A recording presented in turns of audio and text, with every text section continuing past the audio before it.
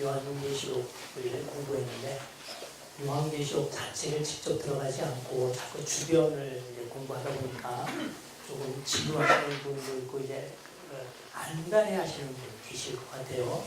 오늘 하루만 더 참아주시면 다음 주부터 요한계시록 본문에 들어가서 본문 설명을 하겠습니다. 근데 제가 요한계시록을 공부해 보니까 본문 하나하나 의미보다는 요한계시록이 어떤 책인지 아는 것이 더 중요하다는 걸 알게 됐어요. 그 요한계시록의 책의 성격에 따라 우리가 이것을 어떻게 접근해야 되고 여기서 말하고 있는 내용이 무엇인지 아는 것이 달라져요. 그러니까 제가 책에서 어떤 사람의 글을 비판하고 평가하면서 느끼는 것인데 그분은 개인적으로는 하나님의 말씀에 대한 열심도 있고 또 하나님에 대한 열성도 있어요. 그런데 성경 해석하는 법에 있어서 정말 균형 잡히지 못한 것들이 있다던가 요한계시록이 가지고 있는 그 성격을 제대로 파악하지 못하여 어쨌든 제가 볼 때 잘못된 결론을 내리지 않았는가 하는 생각이 듭니다. 저는 학교에서 신약학을 가르치는 사람이에요. 여기서도 아시겠지만 진짜 아시겠지만 신약학에서 가장 기본적인 것이 여러분들 뭐라고 생각하는지 모르겠지만 저는 언어라고 생각해요. 언어만큼 중요한 거의 같은 비중으로 볼 수 있는 것이 성경을 어떻게 해석하느냐 하는 해석학적 관점이 무척 중요하다고 생각합니다. 그래서 성경에 있는 본문 하나하나 설명하는 것은 그렇게 중요하지 않고 그건 조금만 노력하면 되고 실제 아무리 노력해도 안 되는 분야가 어학하고 성경 해석학 분야라는 것을 알게 됐어요. 근데 신학을 하시는 분들, 혹은 하셨던 분들은 학교 다니면서 경험이 있을 거예요. 제일 어려운 부분이 또 하기 싫은 것이 그거거든요. 실제 써먹지는 못해요. 어디 교회 가서 뭐 성경 해석을 강의하겠어요? 뭐 하겠어요? 실제 지금 가장 급한 본문 하나, 설교 하나를 제대로 할 수 있는 걸 배워서 써먹는 것이 더 좋다고 생각하여 거기에 치중하기 시작하면 자기 스스로가 성경을 연구하는 능력이 자꾸 떨어질 수밖에 없습니다. 조금 힘들더라도 관점을 배우는 것이 참 중요하다는 생각이 들어요. 그래서 이 귀중한 시간이요. 정말 학교처럼 12강좌, 우리 학교는 15시간을 강의를 하는데, 수업을 하는데, 그렇다고 한다면, 이제 지금 우리가 공부했던 3주 정도 요한계시록이 어떤 책인지에 대해서 시간을 드리는 것이 좀 필요하겠지만, 금쌀하게 가는 시간인데도 불구하고 제가 3주 기간을 요한계시록에 대하여 설명하는 것은 저 나름대로 요한계시록의 해석적 관점을 여러분에게 알리려는데 초점을 맞추고 있기 때문입니다. 오늘까지 좀 인내를 아주 잘 들어주셨으면 고맙겠습니다. 지난주 우리 강의의 초점은 요한계시록의 형식에 대하여 공부를 했어요. 각각의 책이 가지고 있는 형식은 그 안에 있는 내용을 결정합니다. 사실 오래전만 하더라도 이런 내용을 잘 알지 못했어요. 무조건 글자 하나하나가 지니고 있는 의미가 무엇인지에 대하여 탐구만 했었고 그것을 담고 있는 문학적 양식, 즉 장르라고 하는 장르 연구에 대하여 그렇게 중요한 것을 깨닫지 못했는데 80년대부터 아니면 70년대라고 할 수 있겠죠. 7, 80년대부터 점점 이 문학 장르의 중요성이 해석학에서 큰 이슈로 아주 화두로 등장하기 시작했고 요즘은 내용과 형식은 서로 일정한 연관이 있다 하는 것으로 사람들이 이해를 하기 시작을 했어요.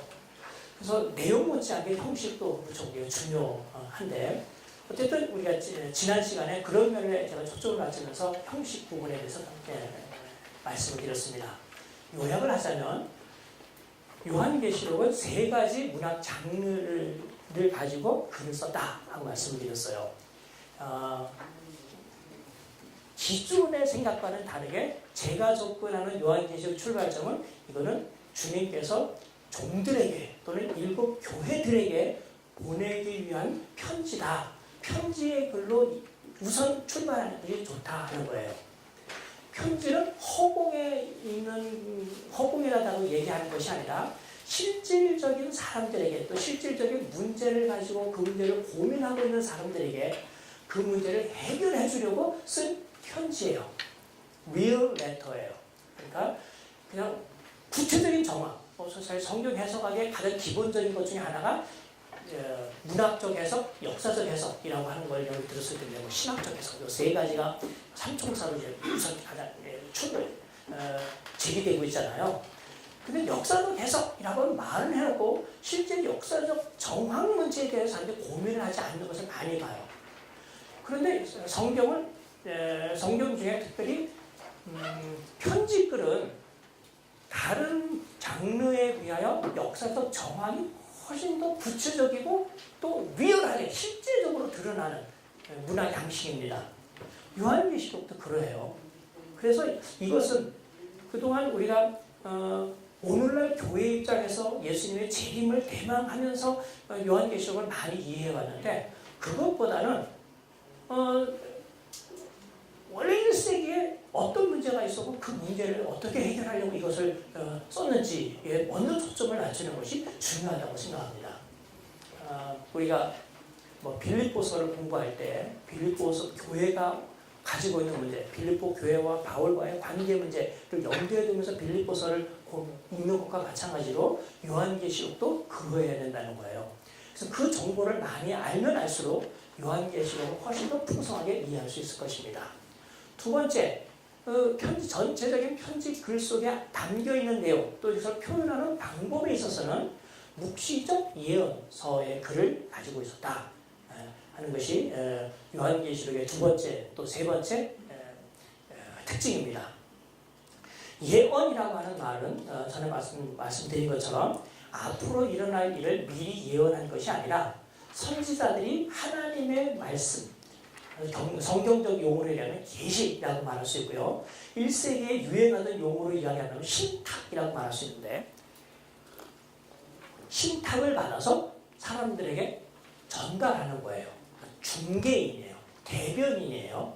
그래서 예언이라는 말 자체는 하나님의 말씀을 맡아서 대리 전하는 거에 더 초점이 있지, 앞으로 일어날 일을 미리 언급하는 데 초점이 있는 것이 아니라는 것을 아셨으면 좋겠습니다. 그래서 이제 그런 예언적 글로서 요한계시록을 이해하시면 좋겠고, 세 번째는 묵시인데, 묵시는 요즘 사람들이 생각할 때는 판타지로 이해하시면 되겠고, 어느 시대나 공용되는 문학 장르로 얘기한다면 상징법 또는 비유적 표현이라고 이해하면 좋겠습니다.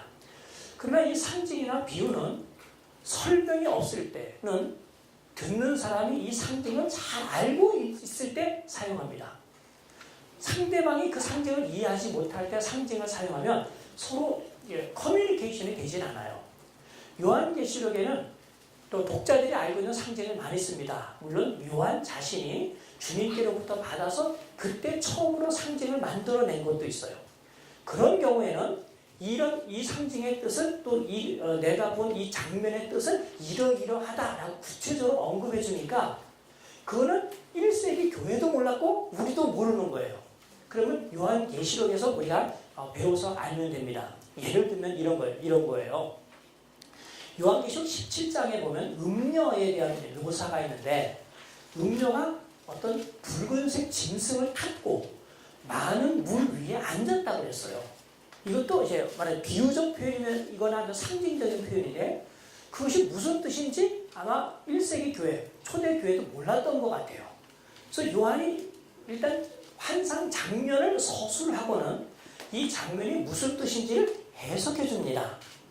그러니까 17장 7절 8절에 보면 여자와 그가 탄 7머리와 10뿔 가진 짐승의 비밀을 네게 이를 것이다.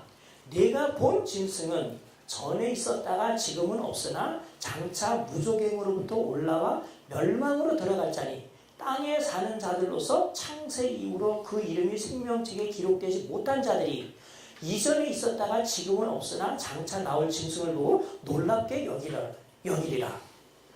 가만히 보니까 이거는 교회만 몰랐던 것이 아니라 환상을 본 요한 자신도 이게 무슨 뜻인지 알지 못했던 거예요.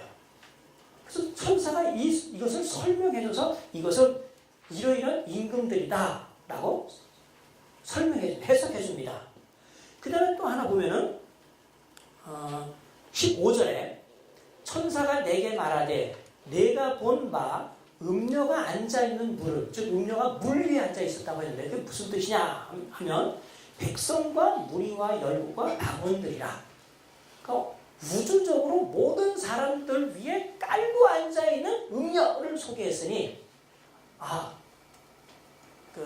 이 세상 구석구석에 권세를 부리고 자기의 어떤 권위를 주장하는 어떤 위치에 있는 자를 소개하고 있다라고 이해할 수 있어요. 그러니까 이런 식으로 그 당시 사람들도 모를 때는 친절하게 설명을 해주는데 그렇지 않고 다 알고 있다고 생각할 때는 설명 없이 지나갑니다. 근데 우리는 몰라요. 근데 모르는 데 이유가 있어요. 내가 묵시라는 말로 표현하긴 했지만 대부분의 이 묵시적 표현의 그 이미지들은 상당히 많은 부분이 구약 성경에서 왔어요. 제가 요한계시록을 쓰면서 이렇게 쭉 학자들을 비교를 해보니까 20세기 중반에 말하자면 요한계시록에 꽤 많은 영향을 준 학자들 중에 대표적인 두 사람을 내가 예를 들자면 영국 세인트 앤드루스 대학교의 리처드 보큰 교수는 유대 문헌을 1순위로 하고 구약 성경을 2순위로 해서 요한계시록에 나오는 이미지를 이해하고 설명을 하려고 하셔요. 근데 요번에 나온 그레고리 빌 교수님은 1차적인 자료를 구약 성경에 두고 그 구약 성경에 있는 이 이미지가 유대교 전통 가운데 어떻게 나타나는지를 추구해요. 비슷한 것 같지만 많이 달라요. 그러니까 제 책에 보면은 그래서 이제 사실 좀 학문적인 면에서 제가 견줄 수 없는 그런 분이긴 하지만 리처드 보큰 교수님을 많이 비판했고 그래서 그분과 더불어 그분 밑에서 공부했던 한국에 있는 이 무슨 교수님의 글도 사실 그 당시 제가 훌륭하다고 생각했는데 그 중에 아주 비판적인 것들만 제가 언급을 많이 해놨어요. 제가 동의하는 거에 대해서는 각주에 안 달고 비판하는 걸. 근데 그 비판하는 게 자기 교수님 때문에 같이 이제 묻어서 이제 비판을 받은 거예요. 그런데 어쨌든 제가 이번 그레고리 빌 교수님하고 사실 아무 혈연 관계도 없고 스승 제자 관계도 아닌데 제가 쓰려고 있다 보니까 제 코드랑 너무나 잘 맞는 거예요. 그래서 좋은 점을 이제 의존할 때 그레고리 빌을 많이 인용을 하고 비판할 때 리처드 보큰 교수를 많이 비판해서 그분이 내 그 책을 보면 기분이 되게 나쁘실지 모르겠습니다. 근데 내가 볼 때는 굉장히 중요해요. 같이 등장하는 건데 이걸 유대 문헌을 우선으로 하고 그 다음에 또 나타나는 구약 성경을 2차 자료로 할 것이냐 아니면 구약 성경을 1차 자료로 하고 그 다음에 구약 성경에 있는 내용이 유대교 가운데 어떻게 이해됐고 잘 이해되고 잘못되었는지를 그 다음에 평가해야 될 것이냐 하는 거에 따라 요한계시록 해석이 완전히 달라진다는 것을 알게 됐어요. 일단 여기까지 정리하고 지금 내가 말씀드린 묵시적 표현이라고 할 때 우리에게서는 낯설지만 1세기 사람들에겐 익숙했던 것은 그만큼 그 사람들은 그런 전통 속에 살고 있었기 때문입니다. 그래서 요한이 자기도 그렇게 생각을 하고 초대교회도 그렇게 이해하고 있다고 생각되는 묵시나 이미지에 대해서는 설명하지 않고 그대로 표현을 해요. 그래서 요한계시록에 있는 그림들을 잘 이해하기 위해서는 요한계시록을 어떻게 해석할 것이냐는 것만 가지고 해서는 이해가 안 되고 전반적으로 구약 성경의 메시지가 무엇인지 또 이 이미지가 나온 구약 성경의 원래 배경이 무엇인지를 잘 알아야 요한계시록을 훨씬 더 풍성하게 또 정확하게 이해할 수 있다고 저는 생각합니다. 그래서 8시간 우리 공부해서 될 수 있는 건 아니지만 어쨌든 요한계시록의 특징 또 반영된 것들을 제가 여러분께 설명드리면서 여러분들이 앞으로 구약 성경을 공부하는데 많은 관심을 가졌으면 좋겠습니다. 그 다음 지난 시간에 제가 말씀드린 것 중에 하나는 그래서 요한은 이러한 이미지들 또 하나님의 말씀을 전달해 주는데 이 분량이 너무 많아요. 22장이라고 하는 것은 우리가 앉아서 책을 읽는데도 이해하기 힘든데 이것을 한 번 공중에 탁 날리고 공중에 날아오는 그 음파를 귀로 딱 한 번 듣는 그 시대로서 요한계시록에 있는 메시지를 이해한다는 건 보통 어려운 일이 아닙니다. 그래서 다른 책에 비하여 요한계시록은 훨씬 더 원색적으로 또 그림과 같은 이미지를 많이 써서 사람들이 기억하기 쉽게 했고, 두 번째는 동일한 주제를 반복해서 이야기하는 방식으로서 요한은 자기가 전달하려고 하는 메시지를 아주 구체화시키고 또 분명하게 했다고 생각이 됩니다. 그럼 어떻게 이것을 표현했을까? 일단 요한계시록을 구성하고 있는 모든 자료들은 요한이 물리적으로는 pat모섬에 있을 때 경험한 환상을 가지고 기록한 겁니다. 그는 짤막짤막한 환상들을 많이 봤어요. 시각적 환상이고 이것은 내가 보니, 내게 보이니 라는 말로서 표현합니다. 헬라어로 블레포 동사, 혹은 호라오 동사의 부정과거형을 써서 표현해요. 에이돈, 그러면 내가 보았다 합니다. 이 에이돈 쫙 벌써 한 장면이 진행되고 그 다음에 그 장면이 끝나 다른 장면이 보일 때 내가 또 보니 라는 말을 씁니다. 그러다가 가끔 중간중간에 그 후에 내가 보니 라는 용어를 써요.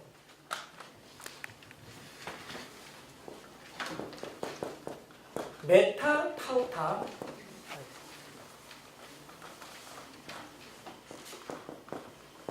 이 일 후에 내가 보니.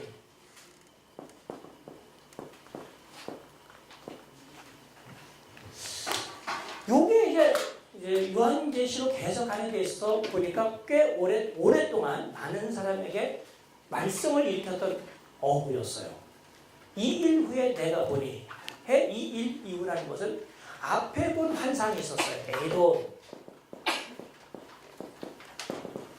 그래서 한 단락이 끝나고 또 메타 타우타 에이돈, 이 일 후에 내가 보니라고 나오니까 꽤 많은 사람들이 요한계시록은 시간적으로 연속되는 일, 미래에 일어날 일의 선후관계를 쭉 보여주고 있는 것이다. 이것을 잘 분석하면 예수님 오실 때 그 재림의 징조를 알아서 예수님이 오시는 날짜를 맞출 수 있다 라고 점치는 사람들이 많이 생겼습니다.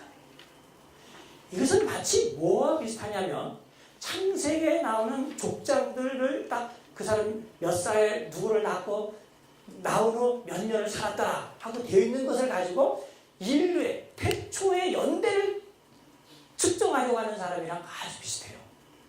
근데 이거는 또 그것과는 또 다른 성격을 가지고 있습니다. 여기서의 내가 보았다, 그리고 내가 보았다, 이 일 후에 내가 보았다라고 하는 것은 요한이 미래에 있는 일어날 일들을 하나씩 주님께로부터 계시받았다는 걸 보여주는 것이 아니라 일단 자기가 보고 있는, 그 다음에 이것 말고 나오는 것이 에쿠사, 내가 들으니 라고 하는 청각 환상인데, 시각 환상과 청각 환상을 받은 순서를 이야기하는 것이지 역사의 절대적인 시간의 선후관계를 이야기해 주는 것은 아니라는 사실이에요. 오늘 그 부분을 내가 여러분들과 보면서 내가 설명을 하려고 하는데, 많은 사람들이 요한계시록에 있는 내용은 4장은 5장보다 먼저 일어났고 5장은 6장보다 먼저 일어났고 6장 내용은 8, 9장이 나오는 나팔 이야기보다 먼저 나오고 나팔 이야기는 16장에 나오는 대적 재앙보다 먼저 나온다고 생각을 하는데, 왜 요한계시록의 구성을 전혀 모르기 때문이에요.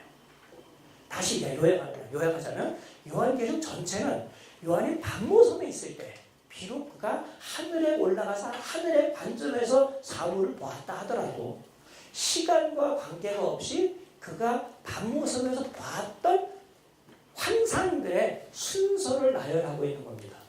그것이 시간대 문제는 그 내용 자체를 우리가 살펴봄으로써 판단을 해야 된다고 생각합니다.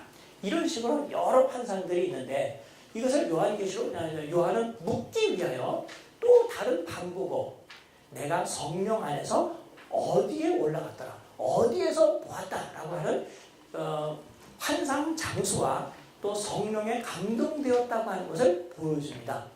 그래서 1장 9절 10절에 나오는 그 pat모섬 환상을 거기서부터 시작해서 2, 3장까지 이야기를 아우르는 중요한 도입 어구가 될 수 있겠고요. 그 다음에 보여주는 두 번째 환상, 도입 어구는 4장 1, 2절에 나오는 내가 성령 안에서 하늘로 올라가서 하늘에서 올라오라 해서 올라가서 내가 보았던 것을 보여준다. 16장까지 돼 있잖아요. 거기에는 제가 볼 때는 한 4개의 그룹 지을 수 있는 이야기가 거기 구성되어 있습니다. 인 이야기, 나팔 이야기, 대접 이야기, 그 중간에 있는 666이 들어가는 짐승과 용 이야기 등으로 딱 그룹이 져져요. 그 다음에 세 번째, 내가 성령에 감동하여 혹은 성령 안에서 이러이러한 환상을 보았다 하는 앞에 있는 것과 또 차별화된 환상 그룹을 짓기 위하여 보여주고 있는 것이 17장 1, 2절에 나와요. 음녀와 바벨론 이야기가 나옵니다. 그리고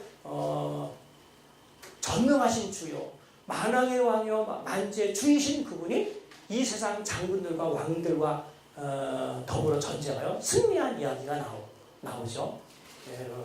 중요하고 또 흰보자 심판, 그리고 새하늘과 새 땅이 이르다는 선언 이야기가 나오는데 그건 가만히 분석해 보니까 한 3개 정도의 그룹으로 지을 수 있어요.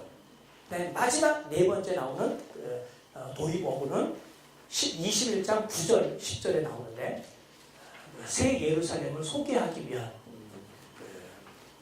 도입 어구입니다. 거기는 어린 양의 신부를 소개한다고 했지만 실제로 그 다음부터 이야기 나오는 것은 도시 이미지, 도시가 소개가 되는데 어쨌든 그런 식으로 해서 요한계시록이 구성이 되어 있어요.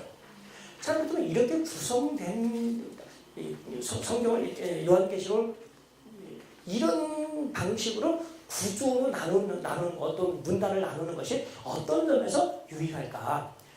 제 책 94쪽, 95쪽을 보면 요한계시록의 수사학적 구조를 제가 설명하면서 이런 얘기를 했어요. 93쪽부터 시작될 겁니다. 거기는 이런 환상을 중심으로 7단락으로 나눌 수 있는데 첫 번째 단락은 우선 이제 두 번째 도입 어구를 중심으로 했어요. 시간이 남은 조금 하고 그렇지 않으면 여기서 하겠습니다.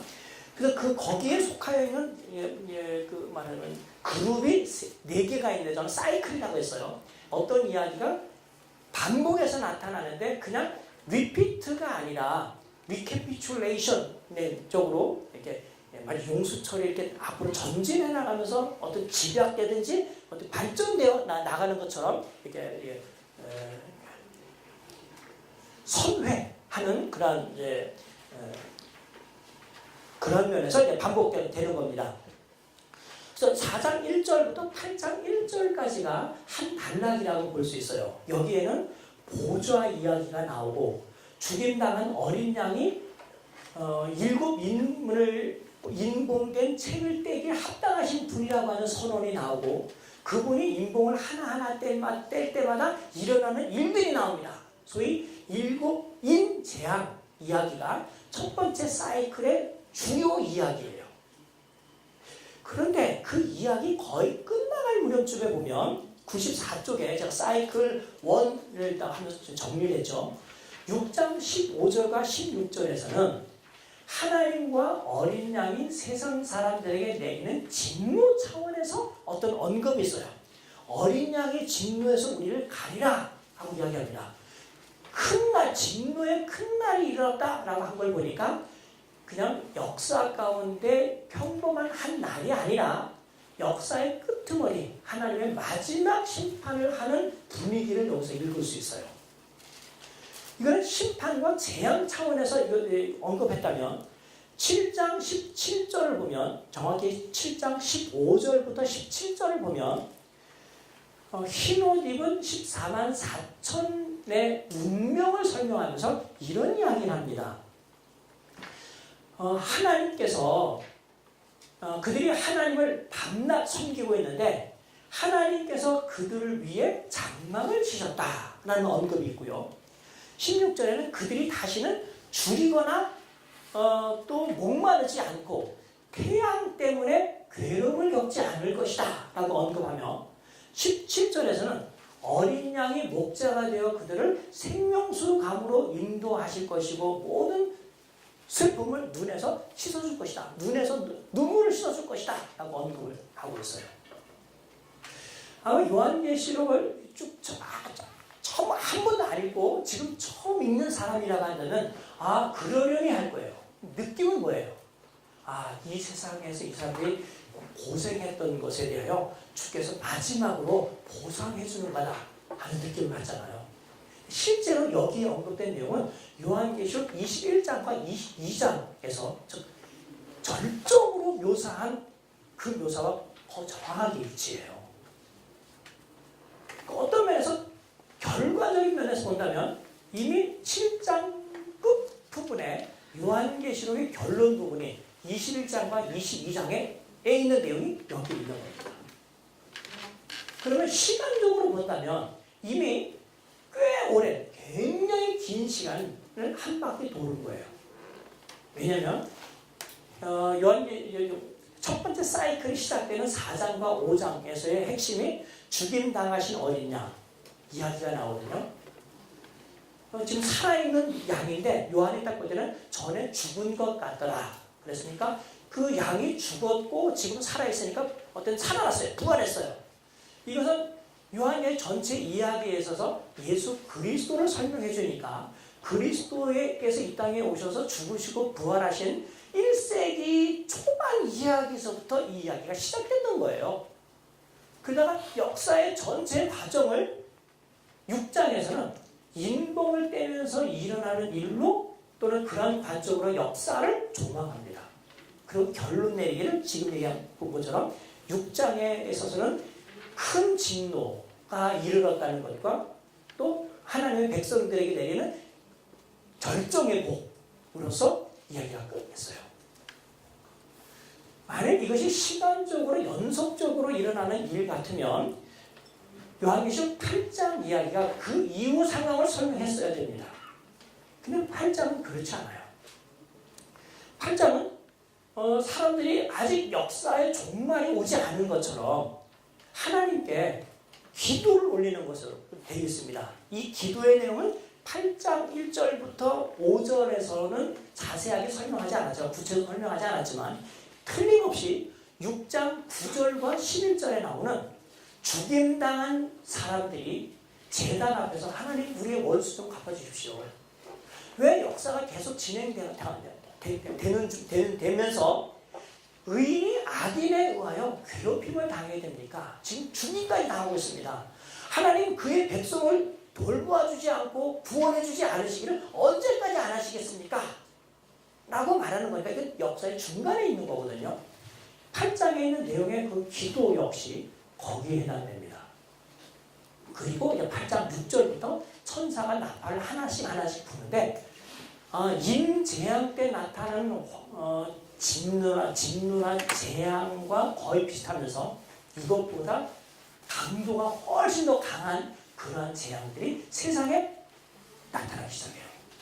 그러니까 주님께서 마지막으로 세상을 심판하거나 그의 백성들을 보호하여 영원한 복을 주신 것과는 전혀 상관이 없는 이야기가 다시 진행되는 것을 보면 시간적으로 과거로 회귀하게 된 거죠. 그렇죠? 그래서 이야기가 또 처음으로 돌아갔습니다. 이게 나팔제야 끝날까지 일어나요. 이래서 이제 두 번째 사이클이 진행되는데 두 번째 사이클의 마지막 부분은 11장이에요. 11장 15절에 보면 세상 나라가 우리 주와 그 그리스도의 나라가 되어 그가 영원토록 다스릴 것이다 라고 하는 언급이 있습니다. 그래서 이때만 참 좋아졌나 보다 생각하는데 이거 다음에 나오는 내용 18절에 보면 이방인들이 분노하며 주의 진노가 내려 죽은 자들을 심판하시며 종 선지자들과 성도들과 또 작은 자든지 큰 자든지 주의 이름을 경외하는 자들에게 상 주시며 또 땅을 망하게 하는 자들을 멸망시킬 때로소이다. 멸망과 구원, 상과 진노 언급을 한 걸 보니까 이것도 역사의 끝부분에 일어나는 일을 묘사하고 있다는 걸 볼 수 있어요. 그래서 나팔 재앙도 처음에 역사가 진행되던 좀 더 정확히 얘기하자면 그 악인들이 막 강하게 일어나고 하지만 악의 강함이 그 이전과 비교할 수 없을 정도로 시작되는 강렬한 그 상황부터 시작합니다. 그거는 구약의 전통에 따라서 메시아가 임하실 때 일어나는 환난으로 이해할 수 있어요. 나중에 제가 언급하겠습니다만은 다니엘서 12장 1절과 2절에 보면 이스라엘의 회복을 위하여 메시아를 보내실 것인데 그 메시아가 오셔서 이스라엘을 회복 또는 구원하시면 이스라엘 백성들에게 무척 좋은 일일 거예요. 그런데 다니엘 12장 1, 2절에는 이런 구원의 뒷면에는 이면에는 어마어마한 문제가 있다는 거예요. 뭐? 환난이 있어요. 이스라엘의 건국 이후에 이와 같이 큰 환난은 일어남이 없을 것이다 라고 한 걸 보니까 메시아가 오시면 또 오셔서 행하시는 그 구원에는 반드시 고통이 동반하다 하는 것이 그때부터 내려왔던 전설이에요. 전통이에요. 전통이에요. 공식적으로는 이런 표현을 씁니다. 이걸 저도 빅복금이 얘기한 건 아니고 이거는 앤티 라이트라고 하는 분이 클라이막스 오브 더 커버넌트라고 하는 책에서 원래 그 전에 썼던 논문이 거기 들어간 건데 앤티 라이트 한국 목사님들이나 신학자들은 무척 싫어하지만 그래도 아주 그분은 굉장히 유명한 학자고 본받을 부분들이 좀 있습니다. 클라이막스 오브 더 커버넌트 언약의 절정이라고 하는 책에서 이런 굉장히 좋은 통찰을 제시했어요. 이걸 근거로 해서 메시아가 이 땅에 오시면 하나님의 백성들에게는 구원을 베푸시면서 이전 시대와는 다른 종말의 시대, 마지막 때를 가져오는 일을 하시지만 그때 동반되는 것이 메시아 진통이라는 단어를 썼어요. 또는 메시아 출산통이라고 말할 수 있습니다. 이게 공식적으로는 메시애닉 똥이라고 해요. 우리나라 말로 발음이 별로 좀 좋지 않은데 이게 birth pain이라고 해요. 풀어 쓸 수 있습니다. 출산통. 그러니까 집에서 어린아이가 나오면 얼마나 기쁘고 기대해요. 근데 그 출산하기 위해서 산모가 얼마나 고통스러워합니까? 마찬가지로 이 출산통이라고 하는 것이 동반이 돼요. 그래서 그냥 이 세상에 환난이 있다, 고난이 있다. 환난이라고 하는 공식적인 단어, 뜰립시스라고 하는 이 단어가 뜰립시스라고 하는 이 단어는 그냥 일반적인 고난, 고통이라고 하는 단어와는 좀 달라요. 특별히 이런 메시아닉 똥을 염두에 두고 쓴 단어입니다. 그러니까 평상시 이 세상에 악인들이 막까지 죄악이 있는 상황에서는 사람들이 힘들고 고난스럽고 어려운 일들이 많이 일어나는데 그것과는 비교가 할 수 없는 더 큰 환난이 있다. 더 어려운 아주 극심한 고통이 있다. 이건 뭘 알려주는 거냐면 메시아가 오셨다 하는 걸 알려주는 거예요. 메시아가 오신 것은 구원하는 좋은 긍정적인 면만 있는 게 아니라 이와 같은 부정적인 면도 동반합니다. 그래서 성경 읽는 법을 아는 사람은 이렇게 초대교회가 극심한 고통 속에 있었다는 것을 메시아가 오셨다는 것을 역설적으로 증명해 줄 수 있는 사건이라고 보는 거죠. 그래서 나팔 재앙에서 굉장히 많은 재앙들이 나타나는데 사실 먹고 사는 문제에서부터 이제 공격을 당하기 시작합니다. 그런데 결국 뭐냐? 메시아의 초림 이야기 때 일어나는 일들을 메시아의 똥 관점에서 설명하고 있는 이야기가 되는 거예요. 그런 이야기가 진행되다가 결국 교회를 박해하고 교회에게 환난을 가했던 그 세상 나라가 7번째 천사가 나팔을 불 때는 그들의 나라 자체가 없어지고 우리 주와 그 그리스도의 나라, 즉 하나님의 나라만이 온전히 서게 되는 거예요. 제가 말씀드린 것처럼 오바댜 1장 21절에 이야기했던 그 내용이 이때 와서 비로소 성취가 됩니다. 그렇다면 하나님의 나라만 이 땅에 서 있고 이 세상 나라가 없어지는 때는 언제겠어요? 역사의 끝입니다. 예수님 재림 때예요. 그래서 이미 요한계시록 11장에서는 또 예수 그리스도의 재림 이야기가 언급이 됐어요. 예수가 구름 타고 오시는 이야기가 없다 하더라도 이미 재림 때 있을 모든 상황이 여기서 다 제시되고 있습니다. 하나 끝났어요. 세 번째 이야기는 어린 여인과 사내아이, 용과 두 짐승 이야기라고 말씀드렸잖아요. 그 이야기에 쭉 진행되는데 이 두 짐승이 아주 문제거리입니다. 나중에 정체를 제가 말씀드리겠는데 막 사람들에게 우상을 만들어 놓고 경배하라고 하고 우상에 경배하지 않은 사람 몇이나 돼도 죽일 권세를 받아서 마음대로 죽이고 경제적인 통제를 가지고 하나님을 믿는 사람들을 막 박해합니다. 그러니까 온 세상 사람들이 우상 숭배하는 데만 열리되고 있어요. 하나님께서는 우상 숭배하지 않는 것 때문에 죽임을 당하고 있습니다. 이 이야기를 마치는 무렵에 가서 이 문제가 결국 하나님께 경배하냐 아니면 하나님의 아닌 우상에게 경배하느냐 하는 문제로 나눠져 있다는 것을 드러나게 돼요. 이게 14장 6절 7절에 있는 내용입니다. 그리고는 그동안 권세를 가지고 이 세상 사람들에게 우상 숭배를 조장했던 사람들에게 주께서 큰 벌을 내리셔요. 특별히 14장 8절에 보면 무너졌도다 무너졌도다 큰 성 바벨론이요 모든 나라에게 그의 음행으로 말미암아 진노의 포도주를 먹이던 자로라. 여러분 여기는 내용 잘 모른다 하더라도 하나 무너졌도다 무너졌도다 큰 성 바벨론이요 라는 이 언급은 정말 바벨론이 무너져서 눈에 보이지 않게 되는 것을 묘사한 18장의 내용을 미리 보여주고 있어요. 그렇죠? 그러니까 시간적으로 본다면 11장의 시간대와 18장의 시간대는 같은 겁니다. 그렇죠? 진노의 포도주라고 하는 단어는 가장 먼저 오기는 16장에 나오는 7 대접 재앙에서도 설명이 되고요. 그 다음에 17장에 보면 음료가 나오는데 음료가 금잔의 피, 붉은색 음료를 가지고서는 마신다고 했어요. 성도들의 피. 온 세상을 음행케 하는 음행들의 대모로도 소개가 됩니다. 그러니까 그 이야기인데 그들이 사람들에게 진노의 포도주를 먹였던 것처럼 이제 그들이 주님에 의해 진노의 포도주를 마시게 되어 멸망하게 되었다는 것을 묘사해 주니까 또 이 내용은 17장에 있는 내용을 여기 언급했으니까 시간적으로는 같은 시간대예요.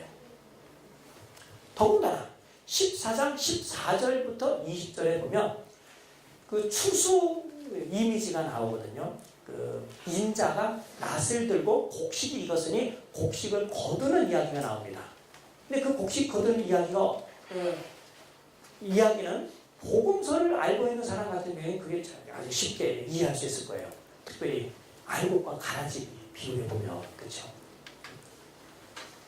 곡식을 추수하기 전까지는 한 밭에 알곡도 자라고 가라지도 자랍니다. 제자들이 성급하게 주여 이 밭에서 가라지를 뽑으리까 그랬더니 지금은 뽑지 말고 내버려둬라. 추수 때가 되면 추수할 일꾼들이 뽑아서 알곡은 곳간에 가라지는 아궁이에 들어갈 것이다. 너 넣을 것이다. 이렇게 얘기하잖아요. 그리고는 이렇게 예수님께서 해석해요. 세상 끝에도 그러하리니 천사가 악인들 중에 빛의 자녀들을 천국의 자녀들을 구별해내거라. 여기 보면 바로 그 이미지를 써서 인자가 곡식 추수하는 이야기를 하고 있습니다. 그럼 이거는 시간적으로 세상 끝에 행하는 최종적인 의인과 악인의 가름 이야기라는 것을 알 수 있어요. 이게 역사의 끝이에요. 그럼 또다시 역사가 진행이 되면 안 돼. 그 이후에 영원한 나라가 어떤지 요한계시록 21장, 22장 내용이 여기 소개가 돼야 되잖아요. 근데 그렇지 않아요. 15장, 16장에 가면은 사실 7 나팔 재앙과 똑같은 이야기가 대접 이야기로서 반복이 됩니다. 스토리만 대접으로 되어 있지 이야기의 패턴은 첫째 천사가 뭘 어떻게 했더니 땅이 영향을 받았고 둘째 천사가 어떻게 했더니 바다가 영향을 받았고 태양이 영향을 받았고 지금 죄송해요. 바다가 영향을 받았고, 셋째 천사가 어떻게 했더니, 뭐 나팔을 불더니 대접을 쏟았더니 물 근원이 영향을 받았고, 넷째 천사가 했더니 태양 또는 천체가 영향을 받았고 등등 있잖아요. 패턴이 똑같이 진행되고 있어요. 근데 이거는 의도적으로 같은 이야기를 다른 시각에서 또는 다른 측면에서 이야기하고 있다는 것을 누구나 다 잘 아는 거죠. 이런 식으로 각각 사이클의 끝부분, 제가 이제 써놓은 성경 본문들을 가만히 보면 우리가 알고 있는 역사의 끝에 우리 주님께서 오셔서 그의 백성들을 구원하시든지 아니면 악인들을 최후로 심판하는 이야기로 마무리되었으니까 이거는 같은 이야기가 또는 같은 시간대에 일어나는 이야기를 적어도 7가지 다른 측면을 가지고 이야기한 것이라고 볼 수 있는 겁니다. 그래서 이것을 시간적인 순서대로 이해하는 것을 요한계시록의 이러한 특성을 잘못 파악하는 것이다 라고 생각할 수 있습니다. 요약하자면 이렇게 이런 그림으로 요약을 할 수 있을 거예요.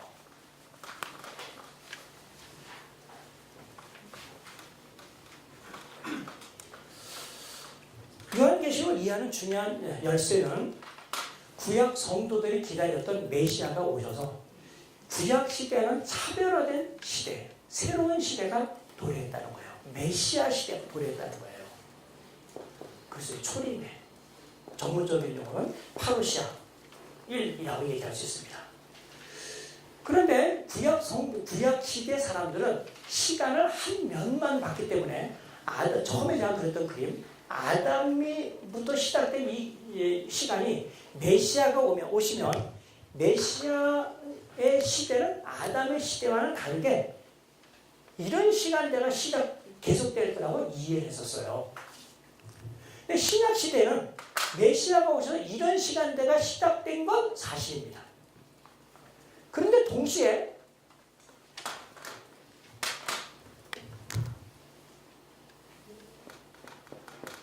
이 시간대가 딱 없어진 것이 아니라 이 시간대가 여전히 존재해서 남아서 같이 진행된다는 거예요. 시간의 질적인 면에서 다 다른데 얘는 이 세대, 이 세상이라고 할 수 있는 그 시간의 시간 질서고 이건 구약 성도들이 기다렸던 미래의 올이라고 예언됐던 또는 기대했던 시간대예요. 올 세대, 올 세상이에요. 한자로 하면 내세입니다. 근데 우리 입장에서 내세는 자꾸 미래에 있는 것으로 생각할 텐데 장차 올이라는 단어를 신약 성경에 많이 써요. 그건 우리 입장이 아니라 구약 성도들이 입장에서 볼 때 장차 올 내세입니다.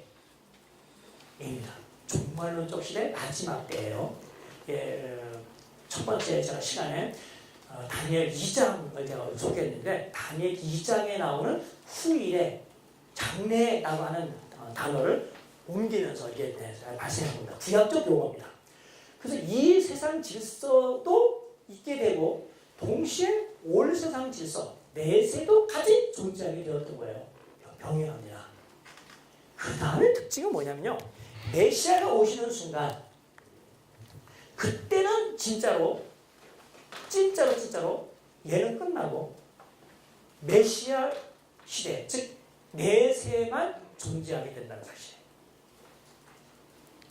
요한은 신약 성경 저자들이 또는 신약 시대 성도들이 가지고 있던 이 시간적 이해를 공유하면서 예수님의 초림과 재림, 파루시아 2 사이에 일어나는 일들을 어떻게 설명할까 생각한 거예요. 사이클 1은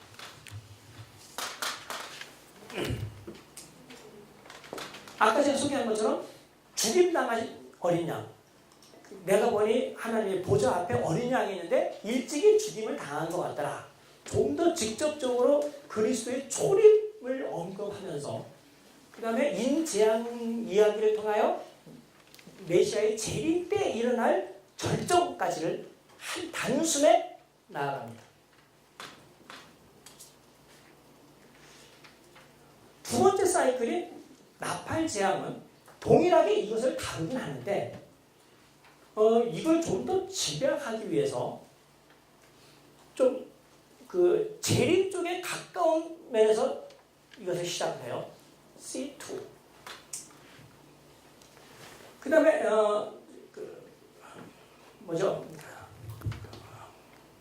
세 번째 사이클 12장에 나오는 세 번째 사이클은 사실 이야기 자체가 여인의 사내 아이를 출산하는 것부터 소개가 되니까 메시아의 탄생 이야기부터 시작이 되죠.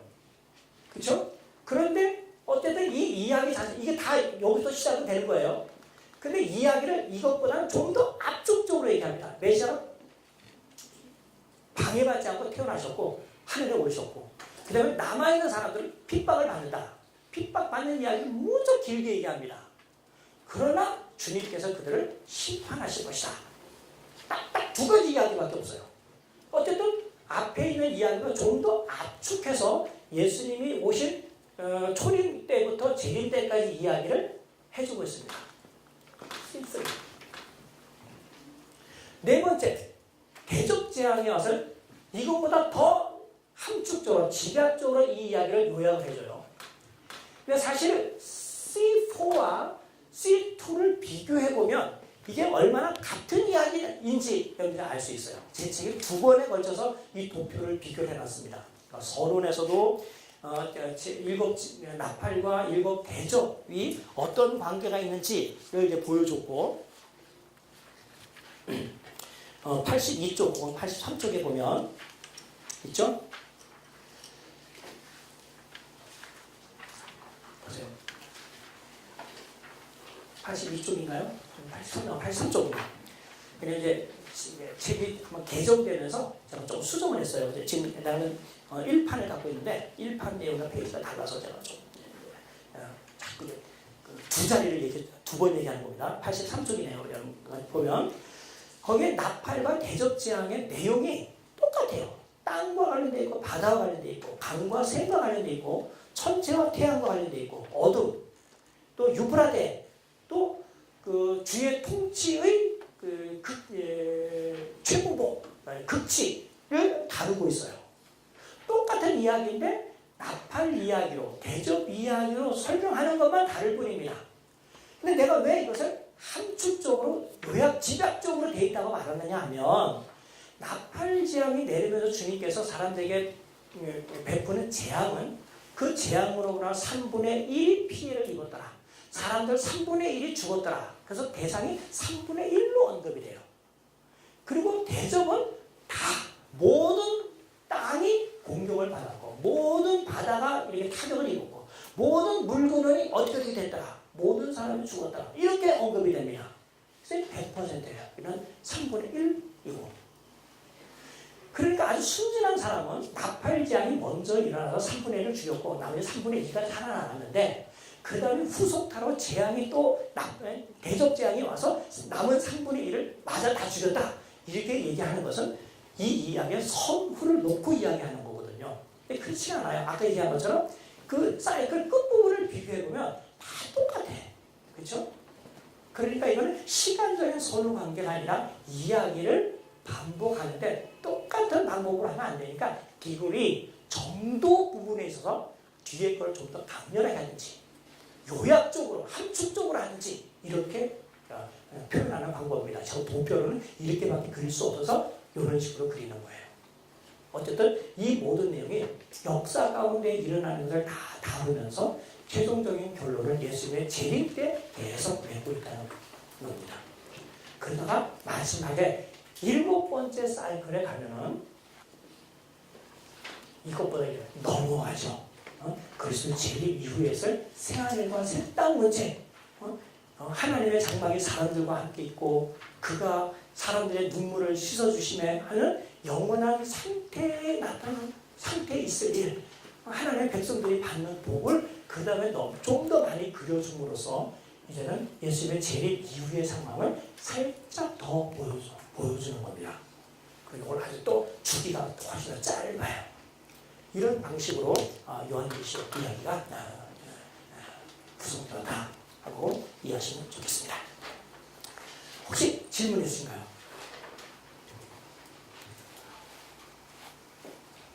10분간 휴식하고요. 10분간 휴식한 이후에는 제 책으로는 71쪽 혹은 72쪽 요한계시록의 주제, 그리고 무거워서 안 가져오셨을 테니까 그레고리 빌 책으로는 303에서 313페이지, 11페이지밖에 되지 않지만 무척 중요한 내용이 담겨 있어요. 303에서 313쪽을 비교해서 읽으시면 되겠고요. 제가 요약해서 일단 말씀을 드리도록 하겠습니다. 10분간 휴식해 주세요.